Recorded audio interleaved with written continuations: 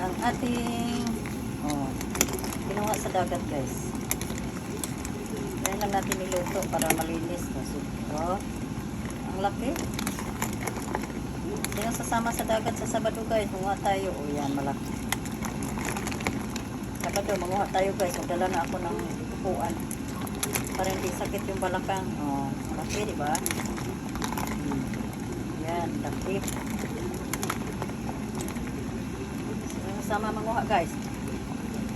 Manguha tayo, guys. Magdala na tayo ng upuan para maganda ang pangpanguha pa pagkaykay. Tapos subakan na itong malunggay. Lagyan natin ng malunggay. Ayos, sarap po. Sarap. Tanglag tayo, guys. Ang sarap naman. Sarap. Sarap, sarap.